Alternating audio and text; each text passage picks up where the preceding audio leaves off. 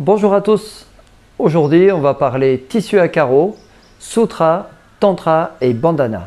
On trouve en Thaïlande une bande de tissu à carreaux qu'on appelle Pa Khao Ma. C'est une bande de tissu emblématique très liée au monde rural qui fait à peu près 1,50 m sur 70 cm.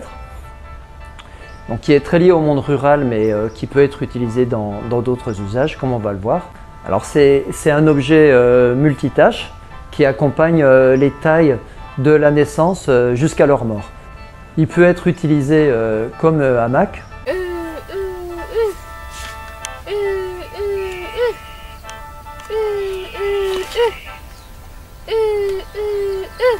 Il peut être porté autour du cou, comme ça, en écharpe, ou sur l'épaule, comme c'est souvent le cas en Thaïlande dans le monde rural, puisqu'il va servir pour s'essuyer, servir de serviette, de torchon. Bref, il est multi-usage. Il va être aussi utilisé comme pagne, ce qu'on appelle un sarong dans le monde malais, mais malheureusement, il va être aussi utilisé pour se donner la mort. La Thaïlande a le plus fort taux de suicide en Asie du Sud-Est et la pendaison est le moyen le plus fréquent. Au point que le ministre de la Culture avait posté sur le site du ministère une liste des différents usages du Pa Khao Ma lors de la promotion de produits artisanaux. Dans cette liste, il disait qu'on pouvait même se pendre avec. Face au tollé déclenché dans la population, sa publication a été supprimée du site du ministère depuis. Donc c'est un objet du quotidien, mais on va le retrouver dans les arts traditionnels, on va le retrouver dans la musique, dans la danse, mais aussi dans le monde de la boxe thaï, et notamment dans sa variante Muay Boran. Donc c'est un objet qui est fortement associé au monde ancien et à la campagne, mais il est régulièrement remis à la mode par des personnalités, comme on le voit là lors d'un voyage aux États-Unis de la reine Sirikit. Mais on voit aussi souvent des acteurs et des mannequins faire la promotion de cet objet. Donc on a des sources qui nous permettent d'attester la présence du Pa Khao Ma depuis l'époque Ayutthaya, comme on voit ici qu'il était porté en écharpe. Mais les historiens s'accordent pour dire que le mot Pa Khao Ma provient du mot persan Kamarband. Alors, je vous ai déjà dit que les Persans étaient présents à Ayutthaya depuis au moins le XVIIe siècle et ils ont apporté certaines choses, ils ont apporté des techniques, des objets et des mots qui vont avec, et le mot Pa Khao Ma en fait partie. Donc à l'origine, on peut estimer que ce mot désignait une ceinture de tissu portée à la taille et notamment par des hommes. C'est d'ailleurs le mot actuel en persan, Kamarband, ça désigne une ceinture. La phonétique du thaï, comme toujours, a fortement altéré le mot persan au point de le rendre assez méconnaissable. Et le mot Kamarband peut être découpé en deux unités distinctes. Donc d'un côté, on a le mot Kamar, qui signifie la taille autour du bassin. Donc de l'autre côté, on a le mot Band, qui est un mot qui nous est familier, puisqu'il partage une origine commune avec certains mots des langues européennes, à travers cette origine indo-européenne que partagent les langues indo-iraniennes d'un côté et les langues européennes de l'autre. Donc les linguistes ont reconstruit le mot du proto-indo-européen, donc sur une racine band, et c'est lui qu'on va retrouver par exemple dans l'anglais band, dans l'espagnol banda, mais aussi évidemment dans le français bande et tous ses dérivés comme bandage. C'est aussi de là que provient le sanskrit band, qui signifie attaché, et son dérivé bandana, qui signifie relié ensemble, attaché avec. Donc le mot bandana, il fait référence à la technique de tie and dye. Vous savez, cette technique qui consiste à entourer de fils certaines parties d'un tissu pour en réserver des parties, en vue de le teinter de façon successive. C'est une technique qui est longue et fastidieuse et qui va nécessiter plusieurs étapes pour arriver à un résultat final qu'on appelle bandini en Inde et qui a donné le mot bandana. C'est cette technique et cet objet que les routards avaient ramené de leur voyage en Inde dans les années 70, une technique qu'on appelle tie and dye en anglais, mais qu'en français on appelle la teinture par nouage. On en voit toujours les conséquences ici par exemple en Thaïlande. Mais en Thaïlande, de façon indépendante, cette technique a été développée et en thaï on l'appelle mudmi.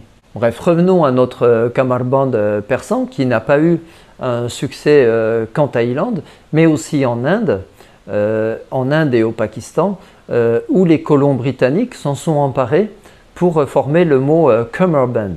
Le kamarband, à l'origine, il était utilisé par les soldats indiens, utilisé ensuite par les soldats britanniques, et puis il a été importé et intégré dans la société civile. Il est devenu un élément du costume anglais, et il est remis au goût du jour par Brad Pitt ou James Bond. C'est cette large ceinture qu'on va retrouver aussi dans l'uniforme de certains soldats de bataillons d'Afrique, comme les Zouaves, mais on l'a toujours aussi dans la Légion étrangère, où aujourd'hui c'est une ceinture de tissu bleu. Donc si je résume, le Pakaoma a une origine persane dans son nom, le bandana a une origine indienne dans son nom et dans sa technique. Et cette large ceinture de toile va toujours être utilisée dans le monde indo-iranien. Par exemple, c'est un élément indispensable du costume traditionnel des Kurdes. Alors on peut facilement imaginer que cette large ceinture de tissu ait été amenée par les Persans avec le nom. Mais par contre, le motif à carreaux qui est dessus est quelque chose qui est tellement répandu en Asie et ailleurs dans le monde qu'on ne peut pas le rattacher au monde persan. On va le retrouver dans une écharpe traditionnelle du Cambodge qui s'appelle le krama et qui est tellement proche du mot persan kamar que c'est difficile de ne pas avoir une analogie, mais je n'ai pas trouvé d'étymologie attestée du mot khmer krama. Et c'est lui qui va être popularisé par Pol Pot et ses Khmers rouges de triste mémoire. Et après l'invasion vietnamienne du Cambodge, les Vietnamiens vont s'en emparer sous le nom Khan Ran. Alors on va retrouver ce tissu à carreaux dans tout le sous-continent indien, et notamment au Bengale où il s'appelle gamucha. On va le retrouver en Afghanistan où là il est appelé dismal. On va retrouver aussi un autre tissu à carreaux dans les Antilles, notamment les Antilles françaises, qui s'appelle le madras. Et là, c'est lié à la mondialisation du commerce des textiles amené par les Anglais, puisque le mot madras, c'est l'ancien nom de la ville tamoule de Chennai. Mais si on revient en Asie, c'est certainement le poleng indonésien et notamment balinais qui va se rapprocher le plus du Pakaoma thaï, en tout cas dans sa forme noir et blanc, et il est utilisé à des fins rituelles. En anglais, on a un terme générique pour désigner ce motif à carreaux, c'est le mot gingham, qu'on suppose être un dérivé d'un mot malais, du mot gingham, qui signifie ajouré, séparé. Mais on a aussi une autre hypothèse à travers la ville de Guingamp, en Bretagne, qui était un centre de production textile. Et en français, c'est le nom de la ville de Vichy qui va désigner ce motif à carreaux. Et là, Vichy était un centre de production textile, comme on en avait beaucoup en France, mais sa production a été valorisée par une visite de Napoléon III, et c'est sa femme, l'impératrice Eugénie, qui va mettre ce tissu à la mode et qui va, depuis les habits de cour, le rendre populaire auprès du peuple de France. Donc le motif Vichy va avoir un grand succès, on va le retrouver dans les vêtements, mais aussi dans les marques commerciales. Il est associé à la gastronomie traditionnelle de France, donc il est souvent utilisé par les publicitaires à ses fins, et il va être remis au goût du jour par Brigitte Bardot et les Sac Tati. Bref, on ne va pas faire le tour du monde de tous les tissus à motif à carreaux, mais sa popularité est certainement liée à la simplicité de son tissage. Alors c'est une simplicité relative, hein, c'est pas facile de tisser, mais on a des techniques qui sont beaucoup plus compliquées que celle-là. Le point commun de la fabrication de tous ces textiles, c'est son principe. Donc on a des fils colorés préalablement qui sont placés sur un métier à tisser, où on va trouver des fils de chaîne et des fils de trame. Le principe ici est celui d'une longue bande alternée bicolore et d'une autre bande alternée dans les mêmes couleurs, mais de façon perpendiculaire. C'est ça qui va donner ce système de carreaux entrecroisés avec des marques plus ou moins foncées au niveau des intersections. Et cette technique permet d'avoir un tissu identique des deux côtés, contrairement au tissu imprimé où on aurait une face beaucoup plus fade. Donc j'avais suivi les cours d'anthropologie de Christian Bromberger, qui lui-même était un élève d'André Leroi-Gourhan. Leroi-Gourhan, c'était un chercheur qui a développé l'anthropologie des techniques. Et cette anthropologie des techniques va nous montrer qu'un peu partout sur Terre, les êtres humains ont donné du sens à tout ce qui est lié à la vannerie et au tissage. Et on a souvent des rapports symboliques, cosmogoniques, de création du monde à travers le tissage. Donc on a des histoires qui nous racontent qu'à travers le tissage, on va créer des êtres, on va créer le monde. On a souvent des oppositions de haut, de bas. On en a la trace par exemple en français dans des métaphores qui sont liées au textile. Vous savez, en français on va dire c'est cousu de fil blanc, je perds le fil de la discussion, c'est un tissu de mensonge, embobiné. Voilà, tous ces termes sont liés à la parole et au textile. Donc on voit qu'il y a une analogie entre les deux. Et c'est un peu la même idée qu'on va retrouver dans l'Inde védique où on va filer la métaphore textile dans des textes sacrés. Donc les Védas nous disent c'est pour Indra que les femmes divines ont tissé un chant pour le meurtre du serpent Vrita.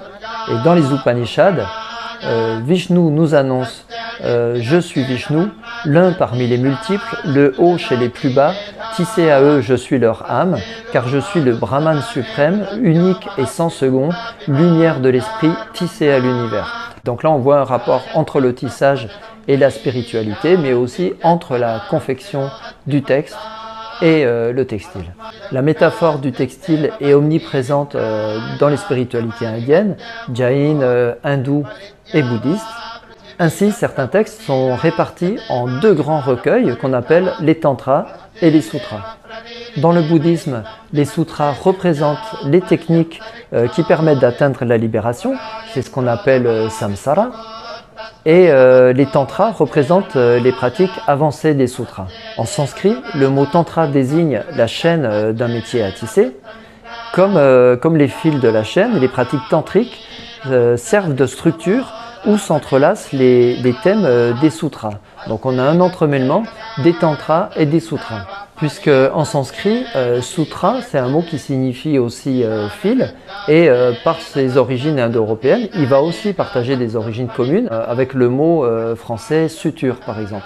Donc le mot sanskrit sutra a été emprunté par le malais sutera, où il signifie un fil de soie, comme c'est aussi le cas du tagalog sutla, ou du khmer saute. Quant à le mot suat désigne un chant, signifie chanter, psalmodier une formule religieuse, ce qu'on appelle des mantras, mais le mot saute, qui signifie sutra aussi en thaï, signifie dans le langage courant une formule, comme c'est aussi le cas en sanskrit, et en thaï ça va plutôt désigner une formule mathématique. Donc on voit que dans les langues indo-européennes, on a un lien évident entre le textile, la couture et la fabrication d'un récit, la parole, mais aussi la mise par écrit. Et on en a une preuve évidente dans le français texte, qui vient du latin textus, qui signifie tissu. Et c'est d'ailleurs du même textus que vient le mot textile. Voilà, pour résumer, on peut voir qu'un peu partout, on a ce motif à carreaux, qui a été très populaire, qu'on a des liens symboliques qui sont liés au tissage, comme c'est le cas dans les langues indo-européennes entre la parole et le tissage, qui parfois se transforment en tissu de mensonge.